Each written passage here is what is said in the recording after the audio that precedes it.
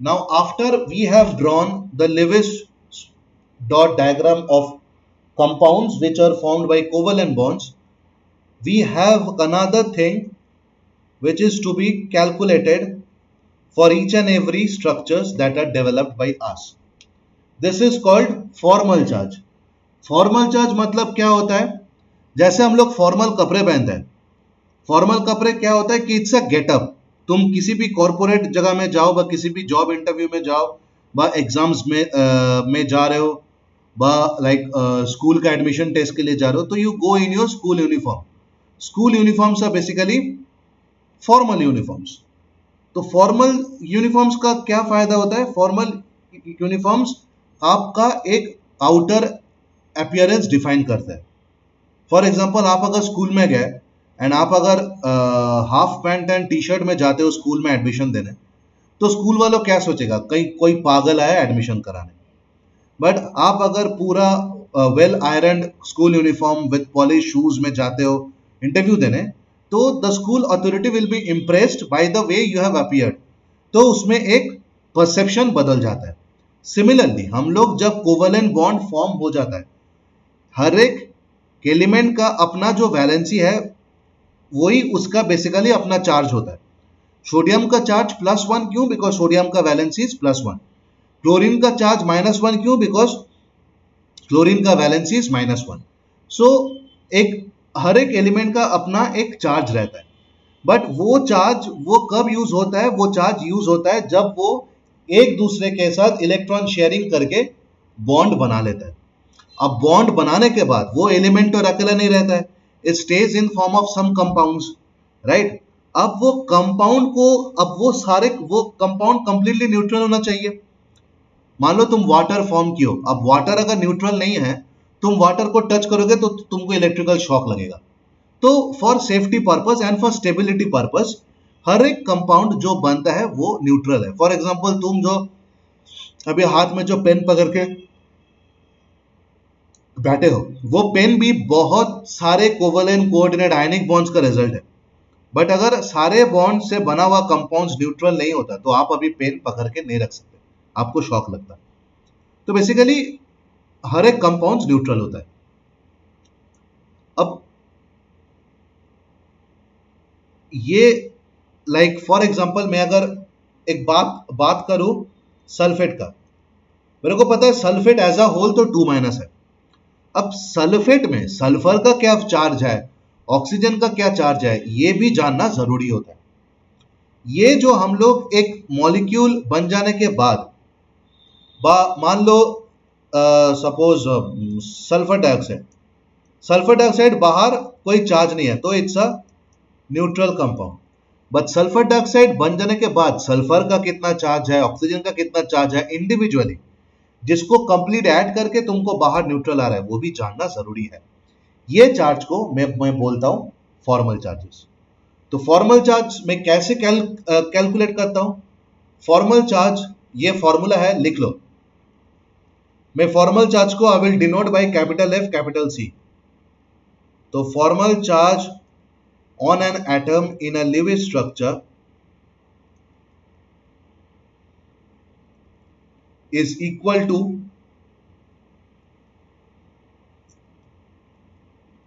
total number of valence electron in the free atom. मतलब मैं जिस एटम का फॉर्मल चार्ज कंसीडर करूंगा वो जब फ्री स्टेट में रहता था तब उसमें टोटल कितना वैलेंस इलेक्ट्रॉन रहता था उसका number, minus total number of non bonding electron. Non bonding electron को लोन पेयर बोला जाता है. Total number of lone pair ने निकालना होता है, total number of lone pair electrons निकालना होता है. मतलब अगर 3 लोन पेयर है तो 3 2 6, अगर एक लोन पेयर है तो 1 2 2, minus half of total number of bonding मतलब शेयर्ड इलेक्ट्रॉन. ये हाफ क्यों हुआ? बिकॉज जब भी एक बॉन्ड बनता है, बॉन्ड में 2 एलिमेंट का इक्वल हिस्सा रहता है. तो बॉन्ड इलेक्ट्रॉन्स तो ऑलवेज पेयर में होगा, 2 4 3, 2 4 6, बट वो दो, अगर मेरा बॉन्ड इलेक्ट्रॉन्स है, वो दो तो किसी एक का हिस्सा नहीं हो सकता है ना, वो दो में दो इंडिविजुअल एटम का इक्वल हिस्सा है। तो तुमको अगर किसी एक एटम के रेस्पेक्ट में करना है तो तुमको वो बॉन्डिंग पेयर को इक्वल हाफ में डिवाइड करना पड़ेगा, इसलिए मैं इसके पहले हाफ रखा हूं। तो मैं फॉर्मूला और एक बार बोल देता हूं। Formal charge on any atom in a Lewis structure is equal to the total number of valence electron in the free state of that atom minus total number of non-bonding electron which is lone pair minus half of the total number of bonding electrons. Bonding electrons is also called bond pair. अब हम लोग यहाँ पर एक famous structure करेंगे। सबको formula clear है? Sir हाँ बोलो। सर आप थोड़ा फॉर्मल चार्ज का डेफिनेशन डिक्टेट करवा देंगे? फॉर्मल चार्ज का वैसा खास तो कुछ डेफिनेशन है नहीं, ठीक है, मैं लिख दे रहा हूँ, ठीक है। Yes sir.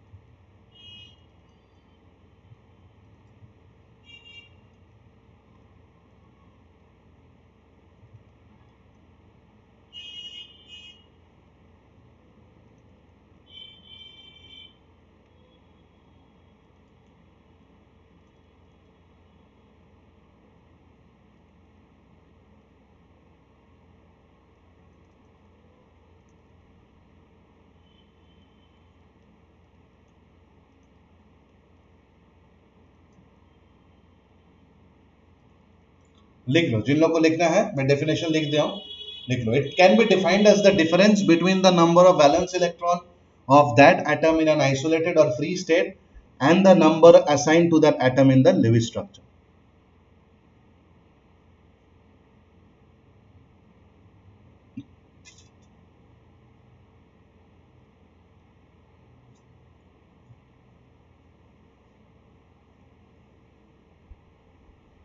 Sir and the number of electron assigned to that atom in the Lewis structure, मतलब वो लॉन पेयर और बॉन्डेड पेयर वाला जो माइनस कर रहे हैं। Yes yes yes.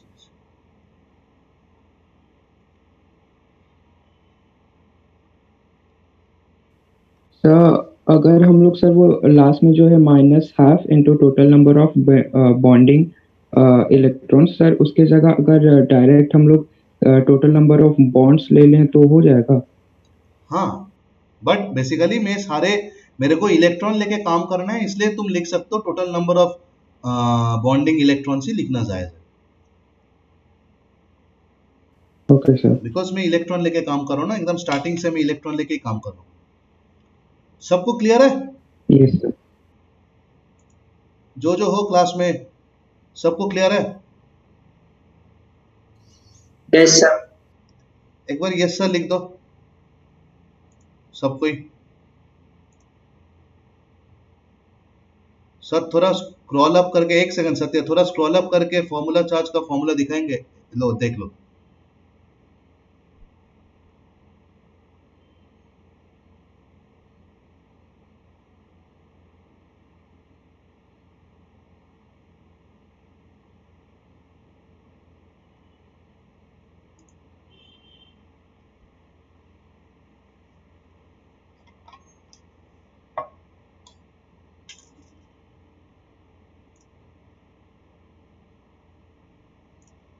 Right.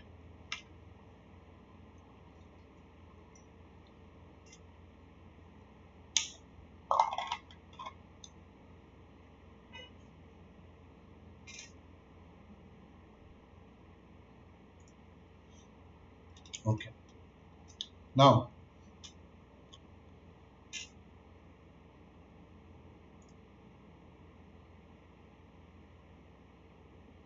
Sir कल आपने बोला था हाँ वर्षा मेरे को याद है, मैं लिविस डॉट का थर्ड पॉइंट बताएंगे, ऑफ कोर्स बताएंगे, बट उसके पहले ये खत्म कर लेता है, फिर वो बता के उसका लिमिटेशंस बता देंगे, मेरे को याद है।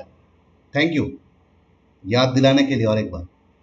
Okay okay sir, good. तो और ऊपर से एक तो मेरे को याद था, मैं वो ये कराने वाला हूं, और मेरा बैक ऑफ द माइंड चल रहा है कि तुम लोग ऑलरेडी लिव स्ट्रक्चर ड्रॉप कर चुके हो, तो वो अभी उतना जरूरी है नहीं, फिर भी मैं बोल दूंगा, no issues.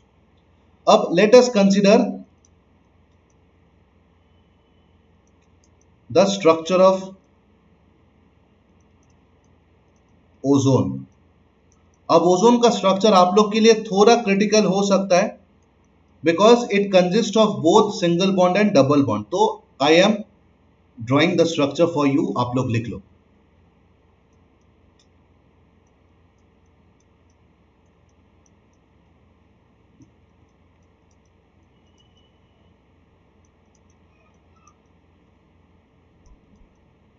And let us mark this as oxygen number 1, this as number 2, this as number 3। तो हम लोग क्या करेंगे, ये मेरा स्ट्रक्चर है, एंड हम लोग क्या करेंगे, सारे ऑक्सीजन का मैं फॉर्मल चार्ज निकालूंगा। तो formal charge on oxygen number 1, क्या फॉर्मूला था? फॉर्मूला इज, ऑक्सीजन जब फ्री स्टेट में था तब कितना वैलेंस इलेक्ट्रॉन था, तो ऑक्सीजन का वैलेंस इलेक्ट्रॉन इज 6, माइनस कितना लोन पेयर है, 1 लोन पेयर, मतलब कितना इलेक्ट्रॉन है जो बॉन्ड नहीं हुआ, 2, माइनस हाफ इनटू ये ऑक्सीजन कितना बॉन्ड किया है, इसके साथ 2, इसके साथ 1, मतलब टोटल 3 बॉन्ड्स। तो 1 के साथ 3 बॉन्ड्स हुआ है, 3 बॉन्ड्स मतलब हाउ मेनी इलेक्ट्रॉन्स, 6। तो दिस इज हाफ इनटू 6। तो 6 minus 2 minus 3 is equal to +1। ये वाला लाइन क्लियर है? फिर से रिपीट कर रहा हूं। Yes sir. This is 6 is valency in free state minus number of loan electrons minus half into number of bond electrons. अब बॉन्ड इलेक्ट्रॉन कैसे निकलना है, एक नंबर ऑक्सीजन कितना बॉन्ड कर रहा है, 3 बॉन्ड कर रहा है, 2 सेकेंड ऑक्सीजन के साथ डबल बॉन्ड, थर्ड ऑक्सीजन के साथ सिंगल बॉन्ड, तो टोटल 3 बॉन्ड्स हो रहा है। 3 बॉन्ड मतलब 3 इंटू 2 6 इलेक्ट्रॉन्स, तो इसलिए मैं 6 लिखा यहां पर। क्लियर है सबको? नाउ फॉर्मल चार्ज, रिपीट कर दीजिए एक बार। हाँ रिपीट कर दे रहा हूं। तो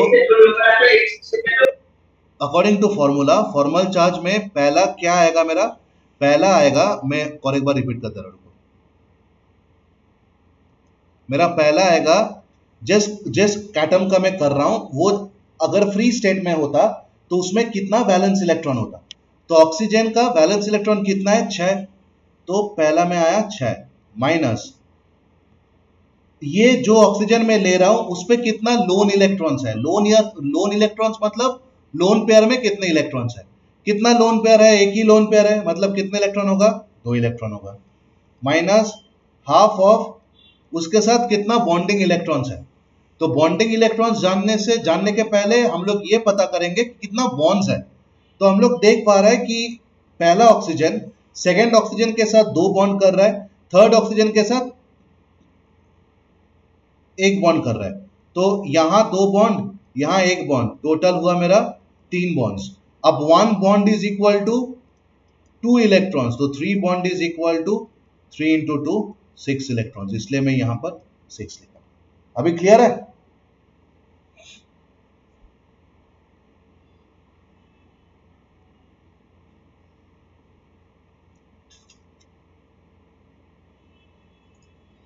अभी क्लियर है? मेरे को कौन पूछे थे?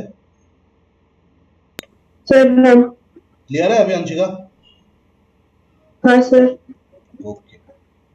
अब नंबर 2 का बता पाएगा कोई? Valence electron 6 minus lone electrons 4 minus half into bond electrons 4, तो ये हुआ 6 minus 4 minus 2 is equal to 0। And formal charge on oxygen number 3, lone electron 6 माने वैलेंस इलेक्ट्रॉन 6, लोन इलेक्ट्रॉन भी 6 माइनस हाफ इंटू 2 बिकॉज एक ही bond हुआ है, तो this is 6 minus 6 minus 1 is equal to -1। देखो समझ देख के देखो सही है कि नहीं।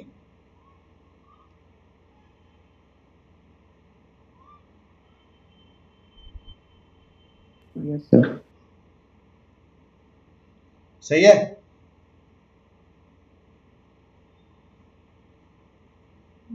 Yes sir. Yes, sir. सबको समझ में आ गया? कोई डाउट है इसमें?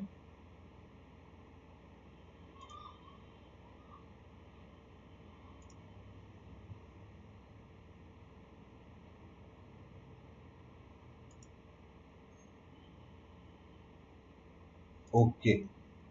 अब मैं क्या बोला था, मैं बोला था कि इसका मेन मोटिव क्या होता है कि अगर कोई कंपाउंड मेरा न्यूट्रल हो या कुछ भी हो, उसका इंडिविजुअल चार्ज का कंट्रीब्यूशन जानना जरूरी है। तो ये टोटल चार्ज ऑफ ओजोन कैसे निकलेगा फिर? Total charge on ozone is equal to charge on oxygen number 1 plus charge on oxygen number 2 plus charge on oxygen number 3। यहां पर हम लोग चार्ज बोलते हैं, हम लोग समझ रहे हैं फॉर्मल चार्ज। तो ऑक्सीजन नंबर 1 का फॉर्मल चार्ज इज 1, 2 का 0, 3 का -1, टोटल आया 0। Hence O3 has a total charge of 0। O3 neutral compound है। तो ये कैसे हम लोग लिखते हैं? हम लोग इसको फॉर्मल चार्ज दे के अगर हम लोग लिखे तो ये हम लोग लिखते हैं, because this is 1 carbon, sorry 1 oxygen, this is second oxygen, this is third oxygen. First oxygen में +1, सेकंड ऑक्सीजन में 0, थर्ड ऑक्सीजन में -1। This is how I right the structure of ozone. Clear?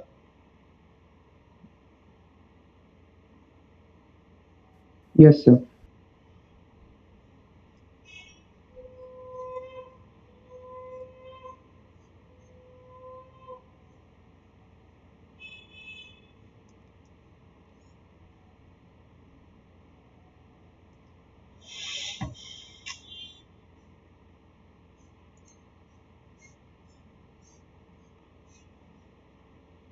Okay Satya, मैं समझा दे रहा हूँ कैसे explain करना होता है फॉर्मल चार्ज। कौन सा समझाओ एक बार, लाइक कंप्लीट फॉर्मूला ना फॉर दिस पर्टिकुलर एग्जांपल, ये तुम एक बार बोल दो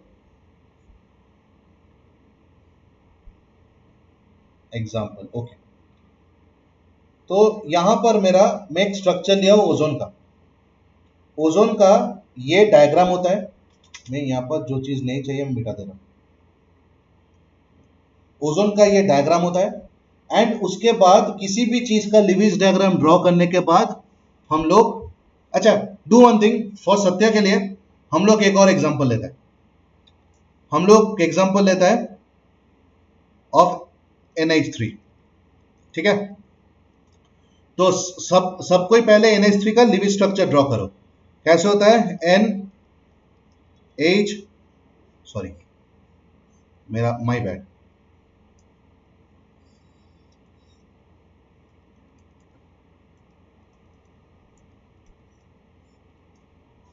ये होता है NH3 का स्ट्रक्चर। अब सबको नंबर करो रैंडम, तुमको जो मन चाहे तुम नंबरिंग कर सकते हो। मैं बोलूंगा सेंट्रल जो मेटल है, सेंट्रल जो एटम है, उसको पहले तुम नंबर दे दो। तो this is 1, this is 2, this is 3, this is 4। अच्छा, इसके पहले एक काम करो, ये क्लास एक्सपायर हो जाएगा, क्लास एंड करके फटाफट इसी लिंक पे ज्वाइन कर दो, जाओ।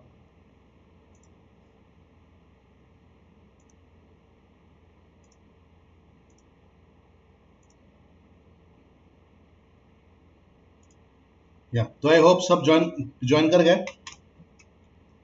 तो हाँ, तो हम लोग सारे एटम्स को ऐसे नंबरिंग कर दिया। अब हम लोग को निकलना है कि फॉर्मल चार्ज सबके ऊपर। तो मैं करता हूं फॉर्मल चार्ज ऑन 1 मेरा क्या है? नाइट्रोजन। अब नाइट्रोजन पहला में फर्स्ट क्या आएगा? मेरा formula is number of valence electron minus number of lone pair electrons minus half into number of bonded electrons. ये मेरा वैलेंस फॉर्मल चार्ज का फॉर्मूला है. अब नाइट्रोजन में कितना वैलेंस इलेक्ट्रॉन रहता है सत्या? कितना वैलेंस इलेक्ट्रॉन रहता है? 5, राइट? तो यहां पर हम लोग लिखेंगे 5 बिकॉज नाइट्रोजन का valence electron is 5 minus number of lone pair. ये पूरा कंपाउंड में कितना लोन पेयर है नाइट्रोजन के ऊपर? एक लोन पेयर मतलब हाउ मेनी इलेक्ट्रॉन्स? 2. तो this is 2 minus half into nitrogen कितना बॉन्ड किया है? 3 बॉन्ड्स. 3 बॉन्ड मतलब how many electrons? 3 into 2 6 electron. तो दिस विल बी इंटू 6. तो हुआ 5 minus 2 minus 3 is equal to 0. इतना तक क्लियर है? मैं सबको पूछ रहा हूं और एक बार, इतना तक क्लियर है? Yes, sir. Yes, sir. Yes, sir. Yes, sir. Okay. तो अब तुम लोग फॉर्मल चार्ज ऑन 2, 3, 4 निकल पाओगे? Yes, sir. कर दो. सत्या तुम भी करो, सीखोगे फिर.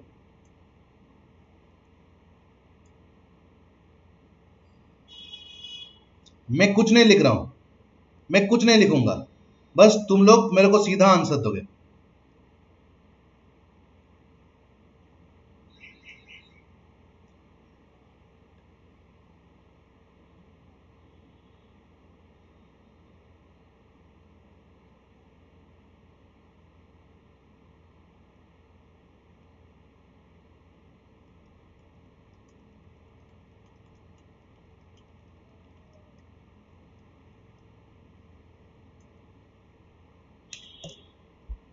सबका यही आया? 2, 3, 4 का सबका वैल्यू स्क्रीन में जो है वही आया सबके लिए?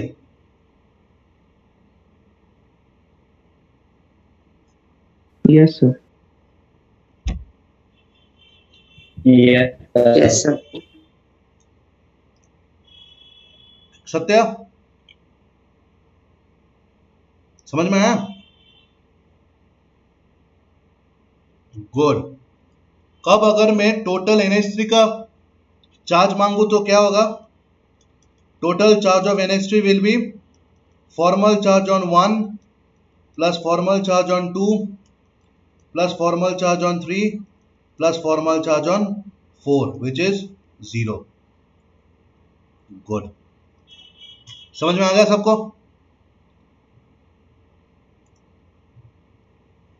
ओके. अब मैं कल बोला था कि ऑक्टेट रूल का बाकी 3 रूल लिखाऊंगा, वो पढ़ लेना. मेरे को और नहीं लगता तुम लोग को जरूरत है बिकॉज तुम लोग फॉर्मल चार्ज तक समझ गया, मतलब you know how to do octet diagrams. इसके बाद मैं आता हूं लिमिटेशन ऑफ ऑक्टेट रूल.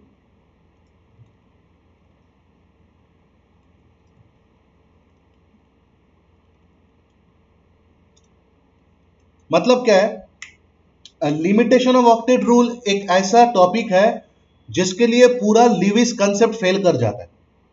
हम लोग को फिलहाल लग रहा है कि लिविस कंसेप्ट क्या इंटरेस्टिंग कंसेप्ट है, क्या सिंपल चीजें होता है, बट कुछ कुछ ऐसा कंपाउंड्स है जिसके एग्जिस्टेंस प्रैक्टिकली है. जब मैं उन सारे कंपाउंड्स का लिविस स्ट्रक्चर ड्रॉ करने जाऊं तो बहुत चीजें गड़बड़ होता है. फॉर एग्जाम्पल मैं कुछ बताने से पहले मैं बोलूंगा सबको BF3 एंड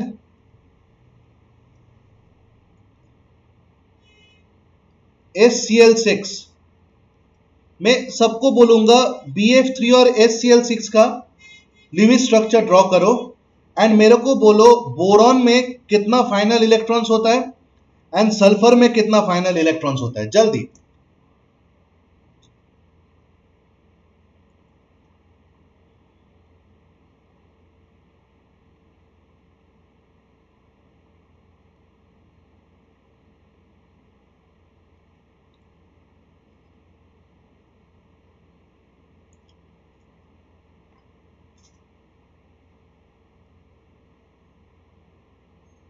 Sir, boron में 6. ओके. बोरॉन में 6. सल्फर में?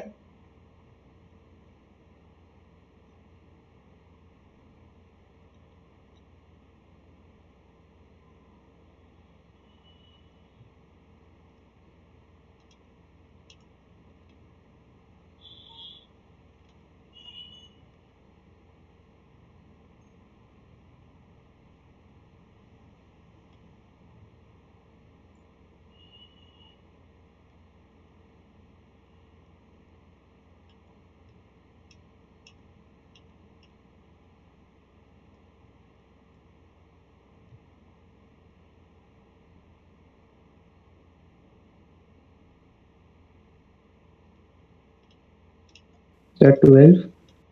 12, गुड। बट कॉकटेट रूल के, अच्छा, सबके लिए सेम आंसर आया है? एक बार सबको ही माइक खोल के बोल दो, सबके लिए। जिसके लिए नहीं आया या जी नहीं कर पाया, वो भी माइक खोल के बोल दो कि सर नहीं हो रहा है, तो मैं कर दूंगा।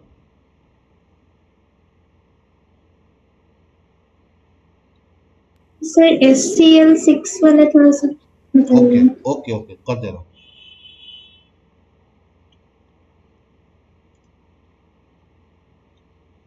ओके, सल्फर का वैलेंसी 6, राइट? तो 1 2 3 4 5 6।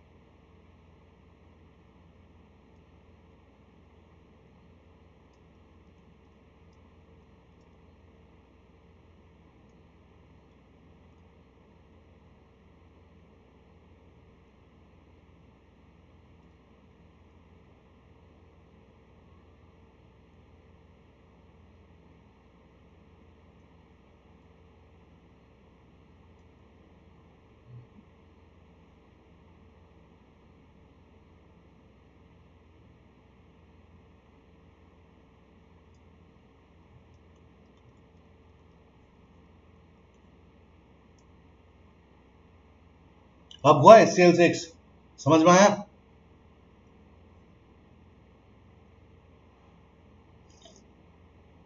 Yes sir. अब गिनो, सल्फर का जो सर्कल है उसमें टोटल कितने इलेक्ट्रॉन्स है? 12 आ रहा है?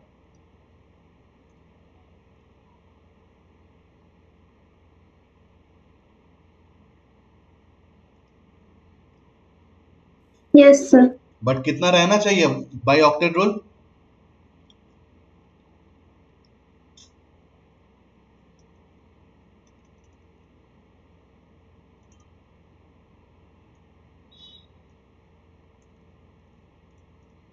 According to octet rule, last orbit should have 8 electrons, right?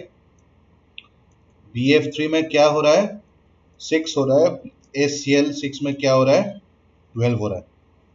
मतलब यहां पर ऑक्टेट फुलफिल नहीं हो रहा है, यहां पर ऑक्टेट से ज्यादा हो रहा है।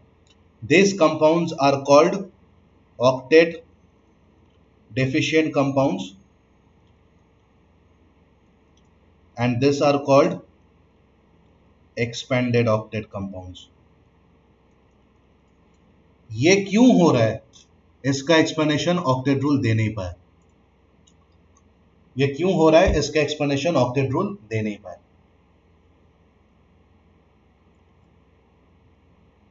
हम लोग के पास और एक दिक्कत वाले चीजें आता है जिसको बोलता है कॉर्ड इलेक्ट्रॉन मॉलिक्यूल्स।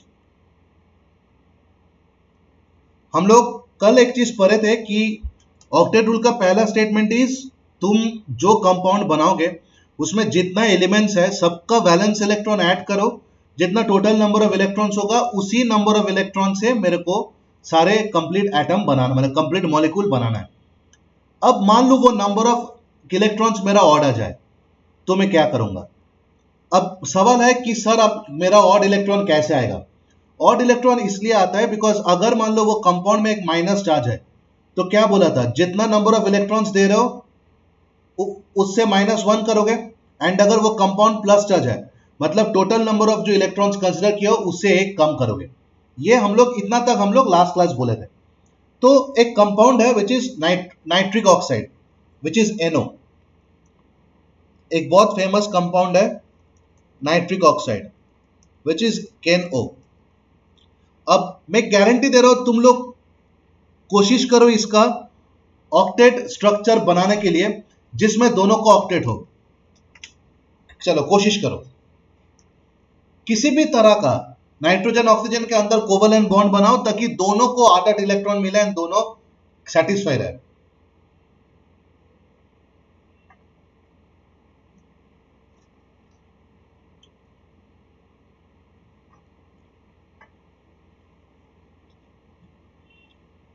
मैं भी तुम लोग के साथ कोशिश करूंगा। तो नाइट्रोजन ऑक्सीजन का 1 2 3 4 5 6, नाइट्रोजन अपना 2 दे दिया और 3 बाकी रहा, तो ऑक्सीजन का ऑक्टेट तो फुलफिल हो गया, नाइट्रोजन का ऑक्टेट नहीं हुआ। नाइट्रोजन का है 7 इलेक्ट्रॉन, इसका है 8 इलेक्ट्रॉन्स, ठीक है। तो इससे अलावा कोई और चीज हो नहीं सकता, इससे अलावा कोई और चीजें हो नहीं सकता।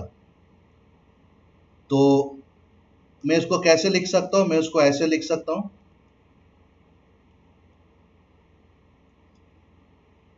राइट। ये है मेरा नाइट्रिक ऑक्साइड।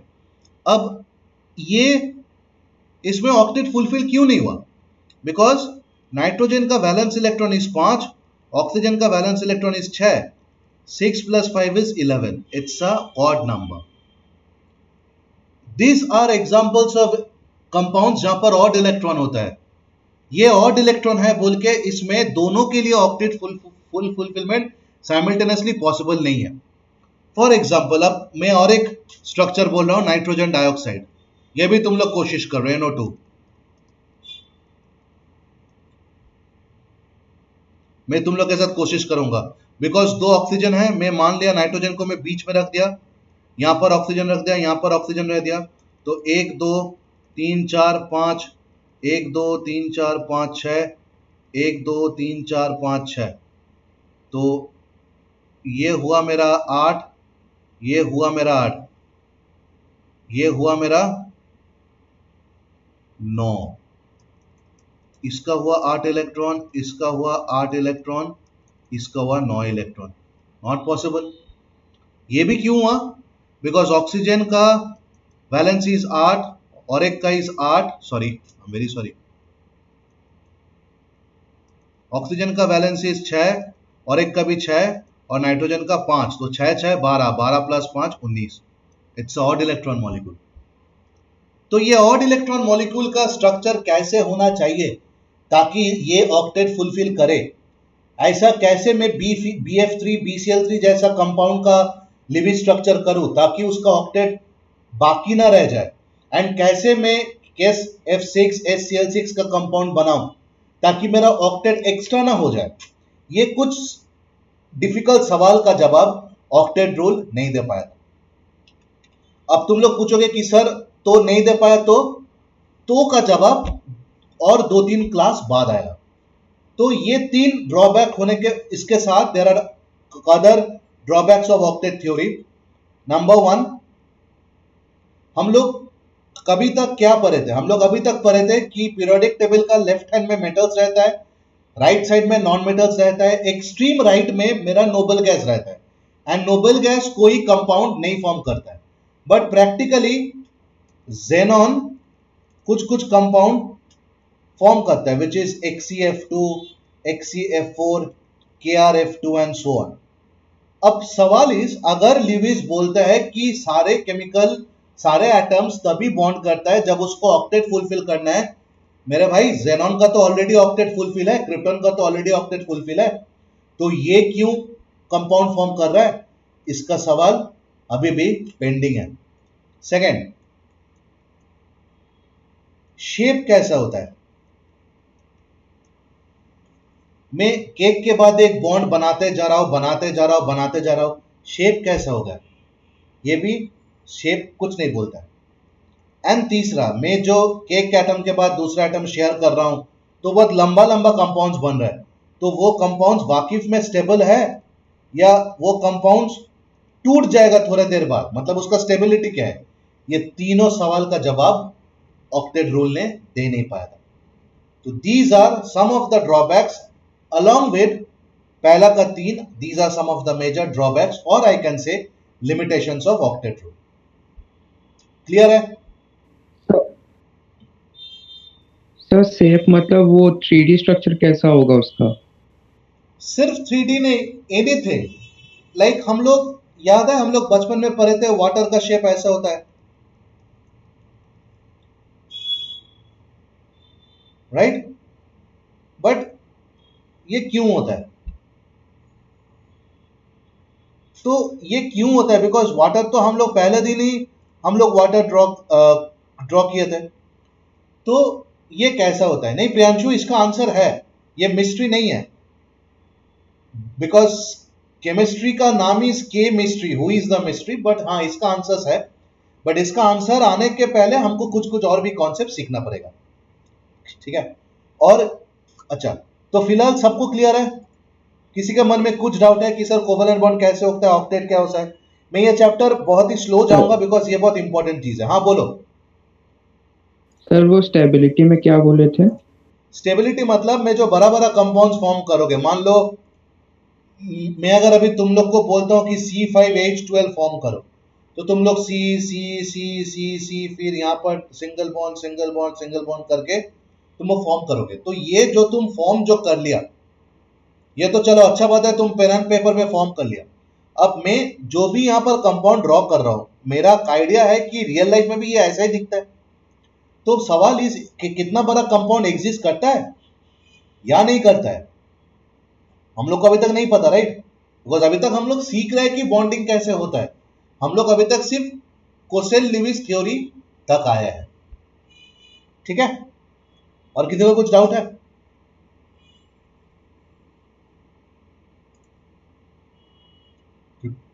कृतिका, अंशिका, आराधना, Ashish, Varsha, Jhanak, Prabhjot, Pritam, Priyanshu, Satya, Shilpa, any doubts?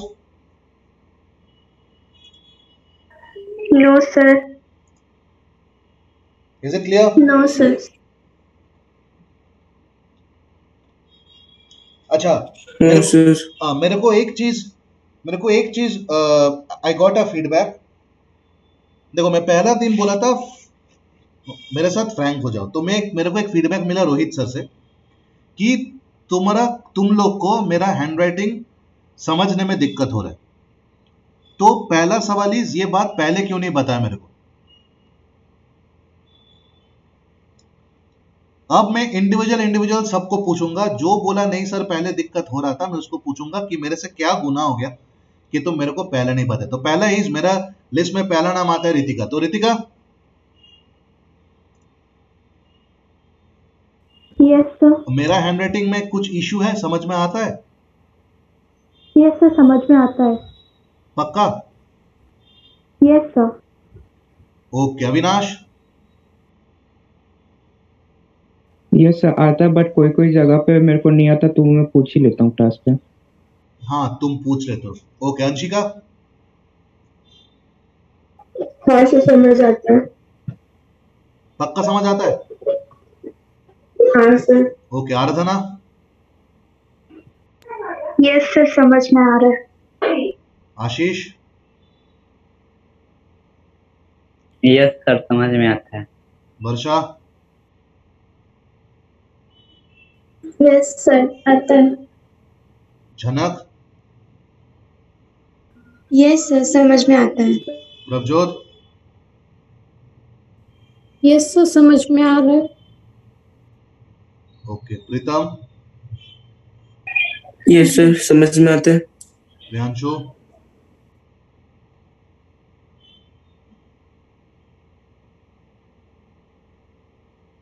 Priyanshu, Yes, sir. क्या ये सर समझ में आता है मेरा handwriting? Yes, sir. Shilpa, yes sir, like आप बोलते हैं लिखते हैं तो समझ में आता है।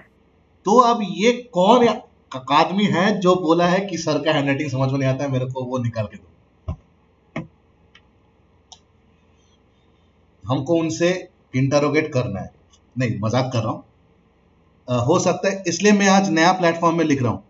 शायद तुम लोग को नजर में आ गया, ये मैं आज नया प्लेटफॉर्म में लिख रहा हूं। This is not the same platform जिसमें मैं कल लिख रहा था। हो सकता है कुछ सॉफ्टवेयर ग्लिच के लिए तुम लोग को राइटिंग दिखाई नहीं दे। तो आज का क्लास क्लियर है, right? Yes sir. Okay Yes, sir. Okay okay. Now let us come to okay. अच्छा, बिकॉज मेरे को वर्षा ने रिमाइंड किया था। वर्षा, डू यू थिंक इसके बाद मेरे को ऑक्टेट रूल का बाकी 3 पॉइंट्स बोलना जरूरी है या तुम? No sir, I get it. Okay, ये मैं सबके लिए बोल रहा हूँ। बाकी बाकी जो पॉइंट्स है, बेसिकली जो 3 मेजर पॉइंट्स है वो मैं उस दिन ही बोल दिया था। बाकी जो पॉइंट्स है वो आप लोग पढ़ लेना, डाउट है तो पूछ लीजिएगा। तो this is all about covalent bonding from Kossel-Levi's theory. अब आयनिक बॉन्ड का इतना टेंशन है नहीं, बिकॉज आयनिक बॉन्ड का नाम से काफी है कि आयनिक बॉन्ड सीधा मेरा कायन फॉर्मेशन के ऊपर डिपेंड करता है। अब कोसेल-लुईस थ्योरी के मुताबिक मैं अगर हेडिंग दे दूं, दिस इज आयनिक बॉन्ड, तो कोसेल-लुईस थ्योरी के मुताबिक आयनिक बॉन्ड कितना फॉर्म होगा, ये किसके ऊपर डिपेंड करेगा? ये डिपेंड करेगा कि कितना आसानी से मेटल्स व एक एटम मेरे इलेक्ट्रॉन रिलीज कर रहा है एंड एक एटम मेरे इलेक्ट्रॉन गेन कर रहा है। तो depends upon the tendency of release of electrons bye metals and gain of electron by non metals. अगर मेरे पास ऐसा 2 एलिमेंट्स है जो बहुत फटाक से एक इलेक्ट्रॉन लूज कर लेगा, दूसरा इलेक्ट्रॉन गेन कर लेगा, तो वो 2 एलिमेंट्स के बीच आयनिक बॉन्ड तुरंत हो जाएगा, बहुत शानदार होगा। और अगर ऐसा मेरे पास कुछ एलिमेंट्स है कि उसको इलेक्ट्रॉन रिलीज करने के लिए मेरे को बहुत एनर्जी देना पड़ रहा है, और एक एलिमेंट है कि जिसको इलेक्ट्रॉन गेन करने के लिए बहुत मुश्किल झेलना पड़ रहा है, तो उन दोनों में आयनिक बॉन्डिंग फॉर्मेशन थोड़ा दिक्कत होगा। नेक्स्ट, आयनिक बॉन्ड फॉर्म होने के बाद जो मेन कंपाउंड दिखता है वो कैसा दिखता है? तो ionic solids are crystalline in shape. Ionic solids are crystalline in shape. Crystalline मतलब, let us take sodium plus Cl minus give sodium chloride. ये क्रिस्टलाइन होता है, मतलब 1 2 3 4।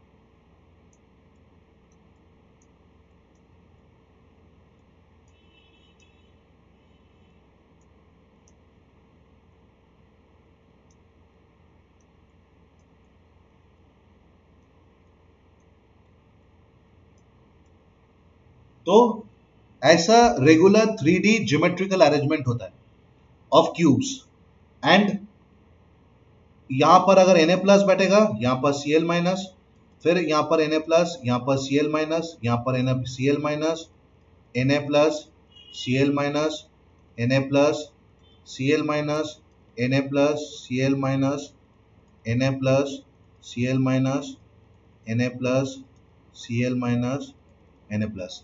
देख सकते हो कहीं पर भी रिपीट नहीं हो रहा है।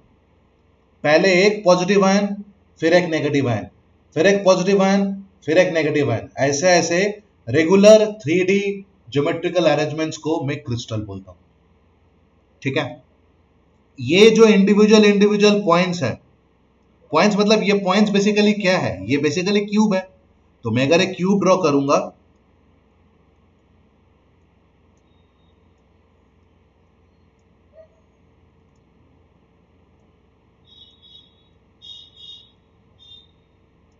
तो ये जो कॉर्नर्स है, ये कॉर्नर में मेरा सोडियम एंड क्लोराइड आयन बैठा है, बाकी बीच बीच में तो नहीं ना है।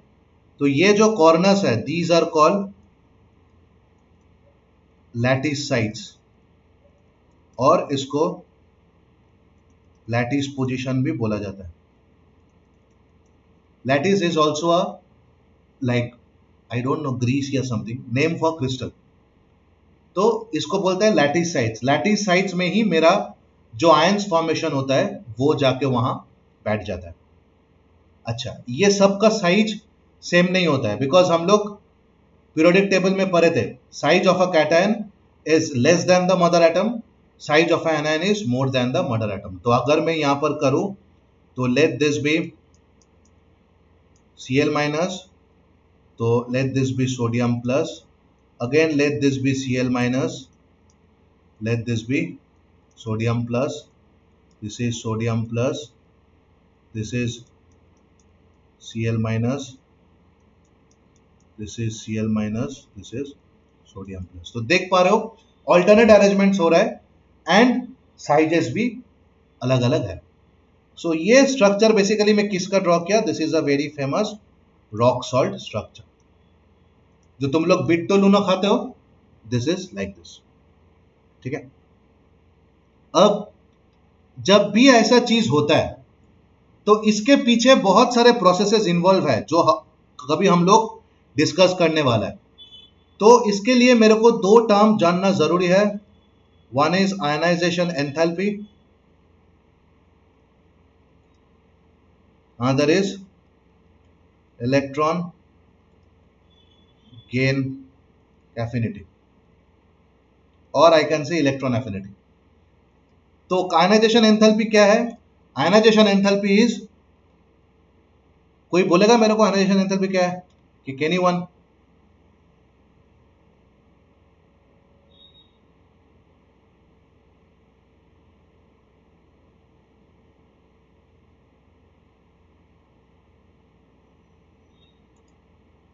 सर कोई बोलेगा मेरे को आयनाइजेशन एंथैल्पी किसको बोलता है?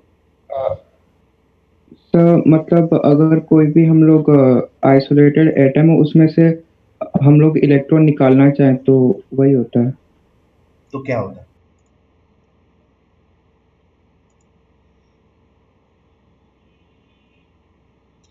मेरे को एक चीज बताओ, तुम एनर्जी देते हो या एनर्जी लेते हो? एनर्जी देते हैं। निकाल रहे हैं तो लेते ही हैं। पक्का?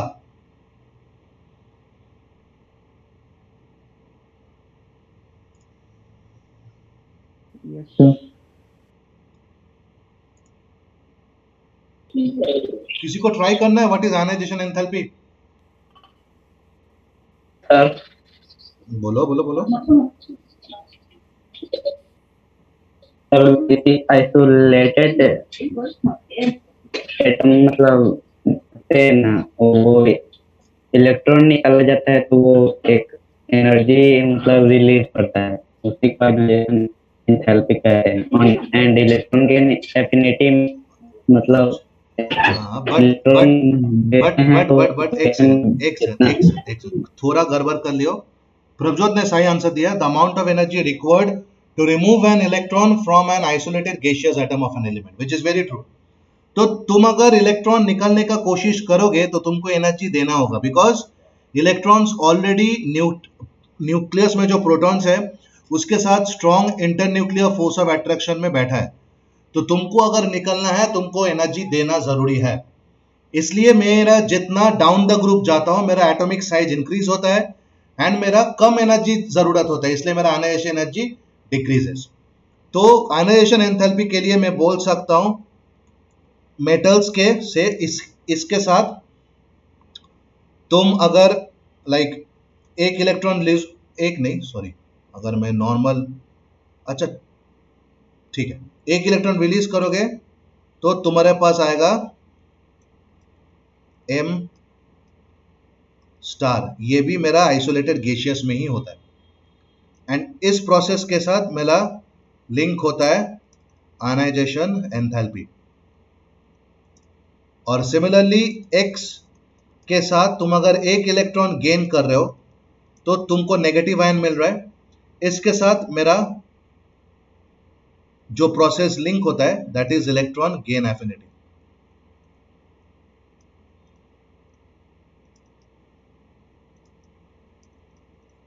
अब कौन रिलीज होता है कौन एब्जॉर्ब होता है ये हम लोग बाद में कभी रिवाइज करेंगे। फिलहाल ये दो प्रोसेस इन्वॉल्व होता है in the formation of ions. This is always endothermic because हम लोग दे रहे हैं। दिस कैन बी एंडो और exo, we don't know, right. This can be endo और एक्सो, वी डोंट नो। अब ये दोनों प्रोसेस मतलब ये दोनों समेशन, ये दोनों एनर्जी का समेशन जो एक्सेस एनर्जी है that is release when a 3D crystal is formed. ये मान लो if ionization enthalpy is 100 joule plus मैं दे रहा हूं and electron gain affinity is मान लो 200 जूल रिलीज हुआ है, तो 100 माइनस 200 मतलब माइनस 100 जूल इज एनर्जी जो रिलीज होता है जब मेरा क्रिस्टल फॉर्म होता है। तो जब भी sodium ion and chlorine ion अपना अपना आयन फॉर्म होने के बाद जब एक साथ जुड़ के एक क्रिस्टल फॉर्म करता है तो वो क्रिस्टल को स्टेबलाइज करने के लिए you have to release certain amount of energy. That amount of energy is called lattice enthalpy. That amount of energy is called lattice enthalpy.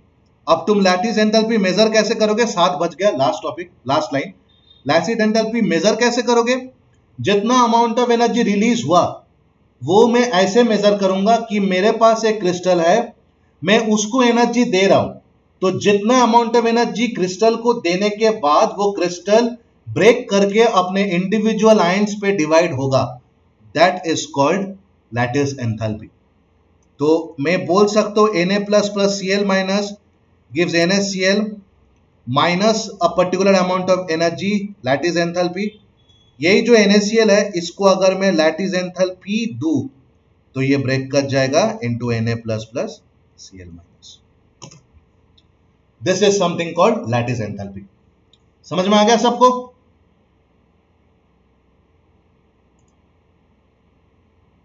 एक बार फटाक से यस सर नो सर लिख दो, माइक म्यूट कर दो, माइक अनम्यूट कर दो। Sir NaCl minus